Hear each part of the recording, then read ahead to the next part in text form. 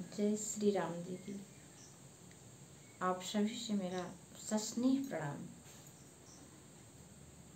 आइए आज हम सभी लोग देखते हैं कैसे रामचरितमानस में सीख भरे हुए मोती,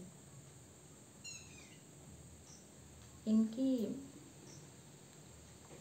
एक एक मोतियों में ऐसा संदेश भरा होता है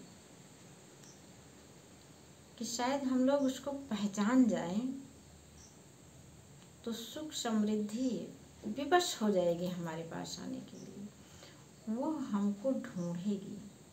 आखिर वे लोग भी तो हमारे आसपास ही ऐसे टहल रही होती हैं, उनको भी तो अपने अनुकूल स्थान नहीं मिलता है। हम ही आप हैं, कहीं बाहर निकलते हैं तो ऐसा तो नहीं कि हर जगह बैठ जाएंगे। देखते हैं चारों तरफ कि कहाँ हमारे जैसे लोग हैं, कहाँ हमको अच्छा लगेगा, वहीं जाकर के बैठते हैं। बिल्कुल ऐसी ही ये दिव्य और अलौकिक शक्तियाँ हैं जो हमको ढूंढने लगेंगी जब हम रामचरितमानस को एक काम या बोझ की तरह इसका अध्ययन नहीं करेंगे। नित्य के अध्ययन में एक सीख भरा मोती, वह भी दिव्य और अलौकिक संदेशों से भरा हुआ, ये खोल देता है हमारी सुख समृद्धि का द्वार। आप पूरे वीडियो में अंत तक बने रहिए, आपको स्वयं ही बदलाव पता चल जाएगा। बात उस समय की है जब महारानी कैकेयी ने राजा दशरथ से वरदान मांग लिया है और भगवान श्री राम के बन जाने को सुन करके सारी अवध नगरी व्याकुल हो गई। कोई कुछ कह रहा है, कोई कुछ कह रहा है, सब एक दूसरे से विकल होकर के पूछ रहे हैं। उसी समय का यह प्रसंग है। एक बहुत बहुत सरल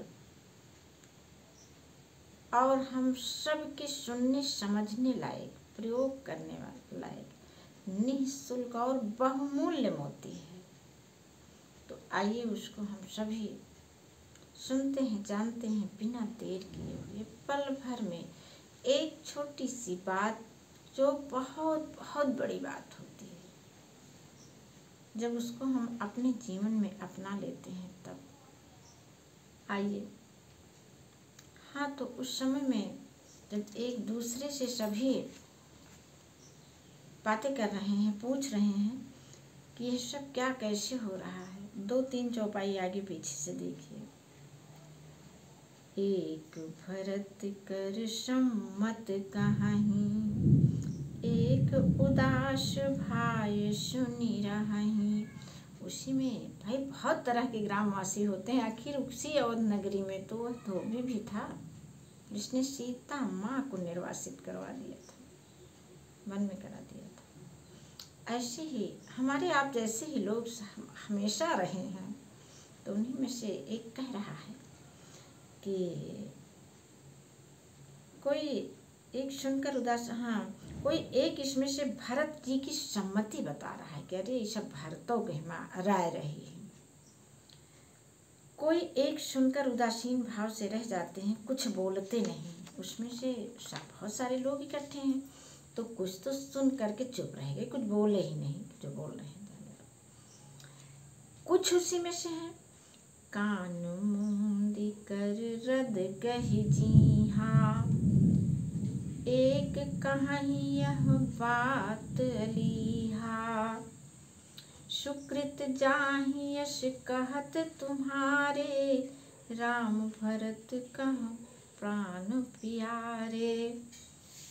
कोई हाथों से कान मूंद कर और जीभ को दांतों तले दबाकर कहता है, यह बात झूठी है, ऐसा मत बोलो।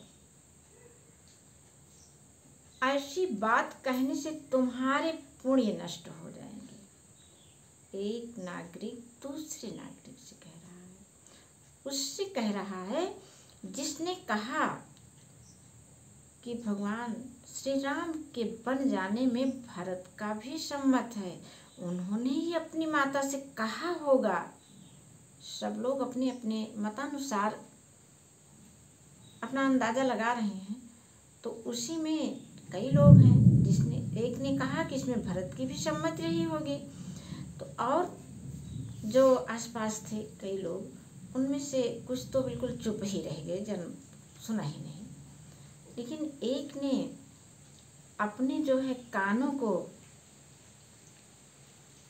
हाथों से कान मूंद कर और जीभ को दांतों तलों से दबा करके वो क्या कह रहा है, अरे चुप हो जाइए, ये बात पूरी तरह से झूठी है, ऐसा भरत जी कभी नहीं कह सकते। यदि आप यह बात अपने मुंह से कह रहे हैं तो आपको बहुत बहुत बड़ा पाप लगेगा। और उस पाप का क्या होगा, पाप से आपके पुण्य जो है वो नष्ट हो जाएंगे।